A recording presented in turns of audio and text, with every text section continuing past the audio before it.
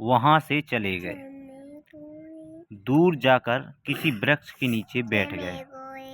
तब बालक गरीबदास जी ने कहा कि हे बाबा जी, आपका जूठा दूध तो अमृत है, मुझे दीजिए कुछ दूध। बालक गरीबदास जी ने पिया। परमेश्वर जिंदा भेषधारी ने संत गरीबदास जी को ज्ञान उपदेश दिया। तत्व ज्ञान यानी सूक्ष्म वेद का ज्ञान बताया। संत गरीबदास जी के अधिक आग्रह करने पर परमेश्वर ने उनकी आत्मा को शरीर से अलग किया और ऊपर के रूहानी मंडलों की सैर कराई। एक ब्रह्मांड में बने सर्वलोकों को दिखाया। श्री ब्रह्मा, श्री विष्णु, श्री शिव जी से मिलाया। उसके पश्चात ब्रह्मलोक तथा देवी दुर्गा के लोक दिखाया। फिर 10वें द्वार ब्रह्मरंध्र को पार करके ब्रह्म काल के 21 ब्रह्मांडों के अंतिम छोर पर बने 11वें द्वार को पार करके अक्षर पुरुष के 7 शंख ब्रह्मांडों वाले लोक में प्रवेश किया। संत गरीबदास जी को सर्व ब्रह्मांड दिखाए। परम अक्षर फिर 10वें द्वार ब्रह्मरंध्र को पार करके ब्रह्म काल के 21 ब्रह्मांडों के अंतिम छोर पर बने 11वें द्वार को पार करके अक्षर पुरुष के 7 शंख ब्रह्मांड वाले लोक में प्रवेश किया। संत गरीबदास जी को सर्व ब्रह्मांड दिखाए।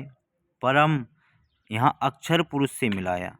पहले उसके 2 हाथ थे, परंतु परमेश्वर के निकट जाते ही अक्षर पुरुष ने 10,000 संख्या में 10,000 हाथों का विस्तार कर लिया।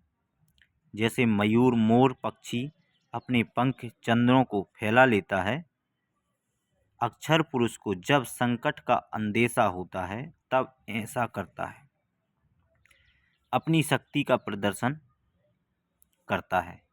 क्योंकि अक्षर पुरुष अधिक से अधिक 10,000 हाथ ही दिखा सकता है। इसके 1,000 हाथ हैं।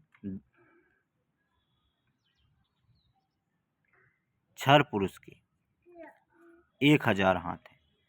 गीता अध्याय 10-11 में अपना 1,000 हाथों वाला विराट रूप दिखाया। गीता अध्याय 11 श्लोक 46 में अर्जुन ने कहा कि हे शस्त्र बाहु 1,000 वाले भुजाओं वाले, अपने चतुर्भुज रूप में आइए। संत गरीबदास जी को अक्षर पुरुष के 7 शंख ब्रह्मांडों के भेद बता व आँखों दिखाकर परमेश्वर जिंदा बाबा 12वें द्वार के सामने ले गया, जो अक्षर पुरुष के लोक की सीमा पर बने हैं, जहाँ से भंवर गुफा में प्रवेश किया जाता है। जिंदा वेशधारी परमेश्वर जी ने संत गरीबदास जी को बताया कि जो 10वां द्वार ब्रह्मरंध्र है वह मैंने सतनाम के जाप से खोला था। जो 11वां द्वार है वह मैंने तत् तथा सत्य जो सांकेतिक मंत्र हैं उनसे खोला था। अन्य किसी भी मंत्र से उन द्वारों पर लगे ताले लॉक्स नहीं खुलते। अब यह 12वें द्वार है, यह मैं सत शब्द यानी सार नाम से खोलूँगा। इसके अतिरिक्त किसी नाम के जाप से यह नहीं खुल सकता। तब परमात्मा ने मन ही मन में सार नाम का जाप किया। 12वें द्वार खुल गया और परमेश्वर जिंदा रूप में तथा संत गरीबदास जी की आत्मा भंवर गुफा में प्रवेश कर गए। फिर सत्यलोक में प्रवेश करके उस श्वेत गुम्मट के सामने खड़े हो गए, जिसके माध्य में सिंहासन, उर्दू में तख्त कहते हैं, के ऊपर तेजोमय श्वेत नर रूप में परमेश्वर परम अक्षर ब्रह्म जी विराजमान थे, जिनके एक रोम शरीर के बाल से इतना प्रकाश निकल रहा था जो करोड़ सूर्य तथा इतने ही चांदों चंद्रमाओं के मिलते जुले प्रकाश से भी अधिक था। इससे अंदाजा लगाया जाता है कि उस परम अक्षर ब्रह्म सतपुरुष जी के संपूर्ण शरीर की कितनी रोशनी होगी। सत्यलोक स्वयं भी हीरे की तरह प्रकाशमान है। उस प्रकाश को जो परमेश्वर जी के पवित्र शरीर से तथा उसके अमर लोक से निकल रहा है, केवल आत्मा की आँखें यानी दिव्य दृष्टि से ही देखा जा सकता है, चरम दृष्टि से नहीं देखा जा सकता। फिर जिंदा बाबा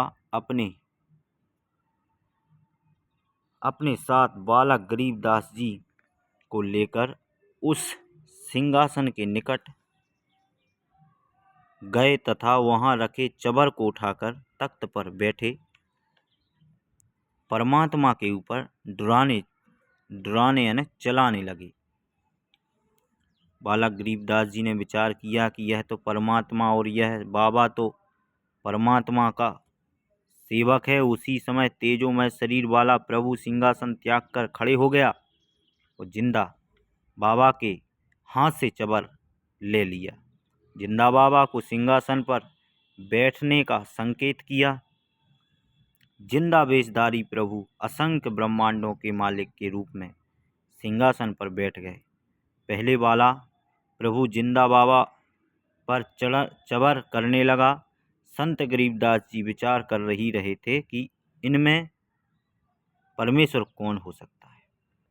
इतने में तेजोमय शरीर वाला प्रभु जिंदा बाबा वाले शरीर में समा गया। दोनों मिलकर एक हो गए। जिंदा बाबा के शरीर का तेज उतना ही हो गया जितना तेजोमय पूर्व सिंहासन पर बैठे सतपुरुष जी का था। कुछ ही क्षणों में परमेश्वर बोले, हे गरीबदास, मैं असंख्य ब्रह्मांडों का स्वामी हूँ। मैंने ही सर्व ब्रह्मांडों की रचना की है। सर्व आत्माओं को वचन से मैंने ही रचा है।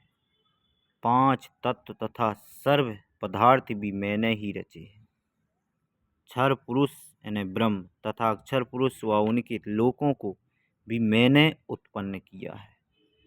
इनको इनके तप के बदले में सर्व ब्रह्मांडों का राज मैंने ही प्रदान किया है। मैं 120 वर्ष तक पृथ्वी पर कबीर नाम से जुलाहे की भूमिका करके आया था।